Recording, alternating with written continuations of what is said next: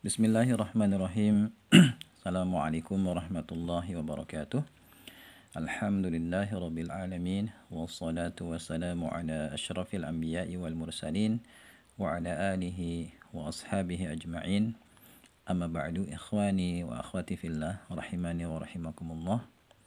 InsyaAllah ta'ala pada kesempatan kali ini kita akan bahas buku Sama Tapi Beda, ya. Buku ini membahas lafaz-lafaz dalam bahasa Arab yang tulisannya sama tapi fungsi dan maknanya berbeda. Ya, tapi kita nggak bahas berurutan ya.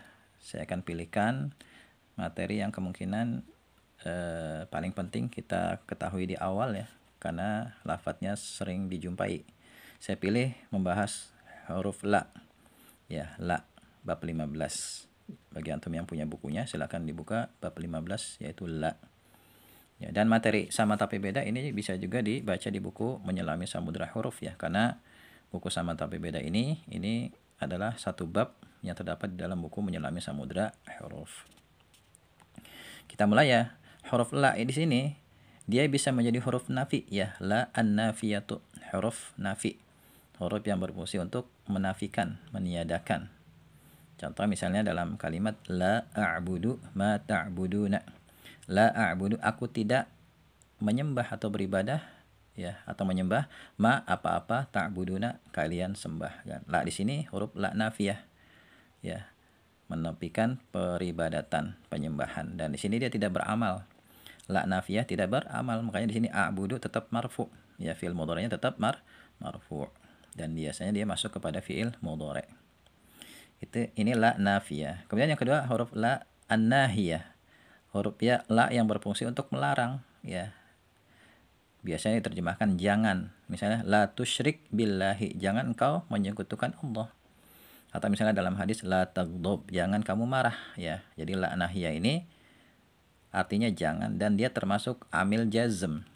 Ya, fungsinya menjazmkan fi'il mudhari' yang ada di depannya. Ya, seperti ini kan la tusyrik. Awalnya kan tusyriku, asyraka yusyriku. Setelah diawali la nahiyah jadi la tusyrik gitu ya. Kemudian yang ketiga huruf ataf, la al-atifatu, huruf ataf ya, huruf yang berfungsi untuk menghubungkan dua kata atau dua kalimat. Misalnya kul tufahan la mauzan, makanlah tufah, apel bukan pisang. Ya, di sini la huruf ataf, dia menghubungkan mauzan dengan tufahan. Ya, di situ makanya mauzan dia mansub karena dia ma'tuf kepada tufahan ya, maf'ul bih yang mansub. Kemudian la an-nafiyatu lil jinsi ya, la yang menafikan seluruh jenis. Ini fungsinya sama seperti inna.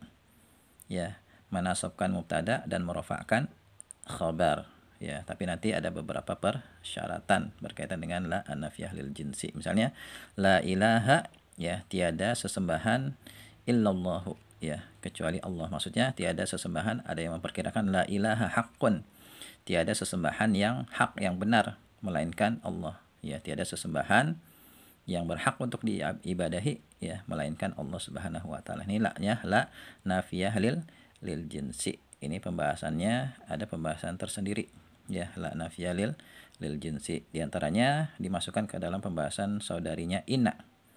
Ya, dan ada beberapa persyaratan ya yang bisa antum baca di kitab nahwu ya. Kemudian contoh lain lagi yang gampang ya untuk la nafiyah lidinsi supaya antum ada tambahan wawasan. Misalnya la taliba jalisun fil fasli, misalnya la taliba, tiada seorang siswa pun, jalisun duduk, fil fasli di dalam kelas. Di sini dia menafikan duduk dari semua jenis siswa. Gitu. Jadi makanya disebutkan la nafiyah lil jinsi. Dia menafikan khabar dari semua jenis mubtada gitu. Jadi la taliba jalisun fil fasli. Tidak ada satu orang pun ya siswa yang duduk di dalam kelas. Ya, mungkin semuanya sedang berdiri ya. Nah, itu. Atau kita ganti misalnya jalisun jadi qaimun, la taliba qaimun fil fasli. Tidak ada satu orang pun siswa yang berdiri ya di dalam kelas. Di sini la menafikan berdiri dari semua jenis siswa gitu ya. Kemudian yang kelima huruf nafi yang beramalan sama seperti laisa ya, namanya la an-nafiyatu, la an-nafiyatu al-amilatu amala laisa, ya, huruf nafi yang beramalan sama seperti laisa, yaitu merofakkan mubtada dan menasabkan khabar. Tadi kalau la nafiyah lil jinsi menasabkan mubtada dan merofakkan khabar, ini kebalikannya. Dan ini menafikan jumlah satu. Kalau tadi kan menafikan semua jenis, ini menafikan jumlah satu. Misalnya la rajulun qa'iman. Ya, bukan seorang laki-laki berdiri, bal rajulani, namun dua laki-laki. Jadi la rajulun qa'iman. Di sini rajulun, ya. Di sini la-nya la an-nafiyah al-amilah amala laisa. Tapi ini jarang kepake ya. Jarang ditemui ya. Yang keenam huruf jawaban, ya, la al-jawabiyah, ya, huruf untuk memberi jawaban berupa penafian. Misalnya kalau ditanya qabaltal muallima, apakah kamu sudah bertemu guru? Jawabnya la, belum. Ya, ini jawaban. Maknanya la lam uqabilhu, tidak, aku belum bertemu dengannya, gitu ya. Misalnya kalau ditanya hal akalta, apa kamu sudah makan? La lam akul atau lam ma akul, gitu ya. Jadi la ini jawaban. Ya, biasanya kalau kita ditanya pakai kata tanya hal atau a, itu kemungkinan jawabannya kalau nggak naam, la. Ya, kalau nggak naam, la, gitu. Misalnya kalau kita ditanya, ahaza kitabun? Ya, apakah ini kitab? Kalau iya, maka jawabnya naam, haza kitabun. Kalau bukan, la, misalnya haza qalamun, gitu ya. Jadi la ini huruf jawaban di sini pada redaksi kalimat ini. Kemudian yang ketujuh huruf tambahan, la az-zaidah, yang fungsinya untuk memberi makna penekanan. Ya, misalnya pada ayat fala uqsimu bil khunnas atau ya fala uqsimu bil khunnas, sungguh aku bersumpah dengan bintang-bintang. Di sini la zaidah tambahan untuk memberi penekanan penguat sumpah, gitu ya. Atau pada ayat yang lain la uqsimu bihadzal balad, ya, sungguh aku bersumpah bihadzal balad, dengan negeri ini, gitu. Nah, ini 7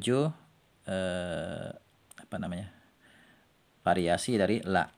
Ya, jadi la itu nggak cuma huruf nafi aja, tapi ada yang lainnya di sini. Ya, catatan huruf la yang beramalan seperti laisa ini dinamakan juga dengan istilah la hijaziyah. Ya, la al-hijaziyah dinamakan demikian karena huruf la ini dianggap beramal seperti laisa hanya oleh penduduk Hijaz.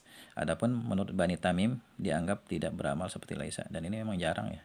La an-nafiyah al-amilah amala laisa ini jarang ditemukan. Ya, ini ya variasi huruf la yang penting untuk kita ketahui supaya nanti ketika kita mendapatinya dalam Al-Qur'an atau hadis, kita bisa menentukan dia masuknya yang mana. Ya, barangkali penjelasan ini bermanfaat ya. Wallahu a'lam bishawab. Subhanakallahumma wa bihamdika asyhadu an la ilaha illa anta astaghfiruka wa atubu ilaik. Assalamualaikum warahmatullahi wabarakatuh.